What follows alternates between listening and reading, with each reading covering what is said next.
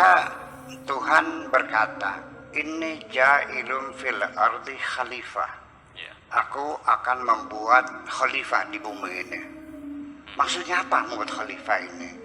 Kita menganalisanya dari bagaimana respon malaikat. Nah, berarti malaikat paham kan maksudnya apa? Responnya itu ataja'alu fiha man yufsidu fiha wa yasfiku dima.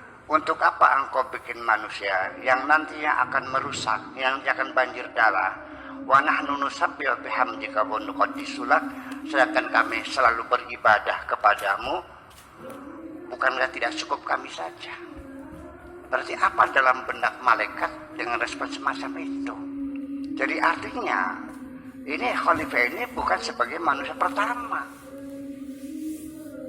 Karena kata khalifah itu sekali lagi dari khalafa yakhlufu. Sayyidina Abu Bakar itu dia meyakini dirinya sebagai khalifah. Artinya yang meneruskan kanjeng Nabi, melanjutkan kanjeng Nabi. Baru Sayyidina Umar ketika dia jadi khalifah, dia sudah memposisikan dirinya sebagai kepala negara. Tapi Abu Bakar tidak, hanya melanjutkan Rasulullah. Makanya dia tidak berani melakukan apapun yang tidak dilakukan oleh Nabi. Al-Quran dikumpulkan saja ditolak karena Nabi tidak menyuruh. Dia hanya melanjutkan. Jadi kata-kata khalafa yakhlufu itu ada amama, ada khalfa. Kalau amama depan, kalau khalfa di belakang. Jadi jangan-jangan mana khalifah ini adalah orang yang akan disusul oleh keturunan yang akan menyusul di belakangnya. Berketurunan akan berkembang biak nantinya. Maka yang terjadi ketika banyak terjadilah konflik semacam itu. Dan memang konflik sendiri juga sebenarnya sudah didesain oleh Tuhan juga. Dengan bikin malaikat bikin setan juga, ya itu artinya sudah disiapkan. Logika konflik itu sudah disiapkan oleh Tuhan. Karena tanpa konflik tentu ceritanya tidak indah. Kan semacam itu. Jadi kemudian lagi sebagai tambah dulu, sehingga ada lagi penafsiran begini.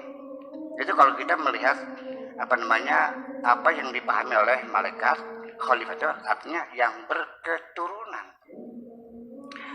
Adapun khalifah dalam artian memimpin, artinya juga sebelum Nabi lahir sudah ada banyak manusia.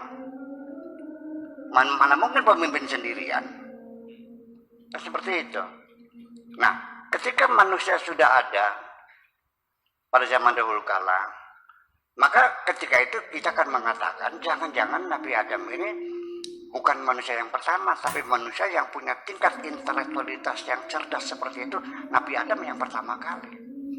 Ada proses evolusinya, bukan evolusi fisiknya ya, evolusi pemikirannya kan, bahwa Nabi Adam lah orang yang pertama kali yang paling cerdas dalam dunia ini. Adapun dugaan orang bahwa di alam semesta yang lain, mungkin di planet lain, mungkin di galaksi yang lain, karena galaksi sendiri yang baru teramati kan baru 10. Galaksi kita kan galaksi The Milky Way, ini kan salah satu 10 yang sudah teramati. Berapa miliar galaksi, seberang sananya lagi ada apa? Apakah padat, apakah kosong sananya? Dan pasti di sana ada galaksi lagi. Rabbana ma khalaqta hadza batila, tentu tidak sia-sia. Ya, sangat dimungkinkan dan ini sudah diduga oleh Imam Zamakhsyari ketika menerjemahkan walahu aslama ma fis samawati wa ma fil ardi, dan semuanya telah berislam. Siapapun yang ada di langit dan di bumi semuanya berislam kepada Allah. Nah, Islam di sini, Islam ini artinya kauniyah, Islam kauniyah, Islam artinya sunatullah, hukum alam. Tidak artinya siapapun, apapun di dunia ini, Allah sudah menetapkan sunatullah, undang-undang alam, dan tidak bisa melanggar undang-undang alam.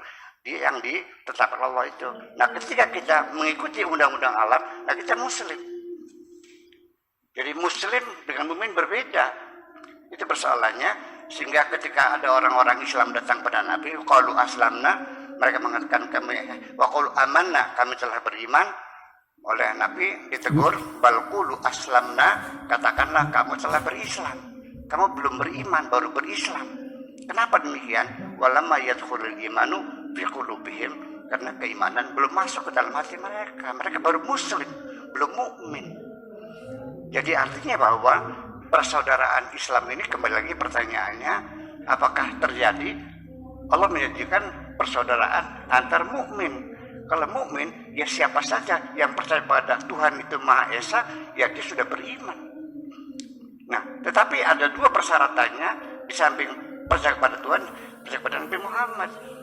Jadi iman itu kepada Allah sebagai substansi daripada keimanan alam itu kepada Allah, tapi substansi keislaman seseorang adalah beriman kepada Kanjeng Nabi Muhammad. Itu beda preferensinya. Saya kira mungkin begitulah kira-kira.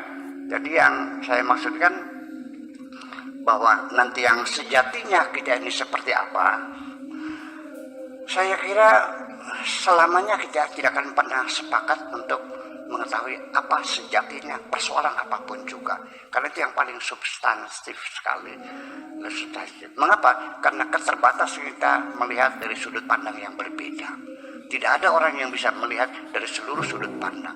Yang muhitum bikulli syai', yang meliputi semua sudut pandang hanya Allah Subhanahu wa Ta'ala. Selagi kita menggunakan logika kita, maka kita selalu akan berbeda dengan siapapun.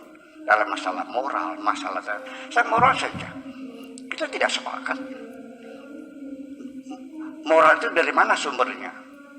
Dari budaya, dari agama. Nah, kemudian agamanya, ya kan gitu. Sehingga kita sendiri dalam membangun persaudaraan umat manusia sendiri juga ada sekat-sekat yang moralitasnya bagaimana. Ada orang membuat tempat ibadah, oleh karena mazhabnya berbeda, dimusuhi, dihalang-halangi. Yang entah Syiah, entah apa ya gitu, dihalang-halangi. Atau juga orang beribadah untuk menyembah Tuhannya, karena agamanya berbeda, itu dihalangi dan dimusuhi. Sehingga yang mana yang moral, yang ini, saya kira itu kita tidak akan selesai berbicaranya. Pada akhirnya kita mencari, yuk bareng-bareng dengan saya mencari apa yang dimaksudkan dengan yang sejatinya itu. Saya kira, tetapi nanti begini, pada akhirnya ada pesan dari seorang sufi, apabila engkau sudah mengetahui sejatinya Tuhanmu dan sejatinya dirimu, jangan kau ceritakan kepada siapapun. Waliyatalataf walau syirana bil ada untuk dirimu saja, jangan kau ceritakan kepada siapapun. Karena pada saat kita menceritakan, kita tahu, kita akan disebut kafir. Kalau kita bilang tidak tahu, kita disebutnya musyrik. Jadi serba sulit pada akhirnya. Jadi apa sejatinya sesungguhnya ya bilang untuk diri kita sendiri dan tidak bisa diceritakan pada orang lain. Dan situlah sumpah mereka, lebih baik bocor mulut daripada bocor lebih baik bocor mulut daripada bocor mulut. Nanti yang terjadi adalah nasibnya seperti halal, seperti Syekh Siti Jenar dan lain-lainnya semacam itu.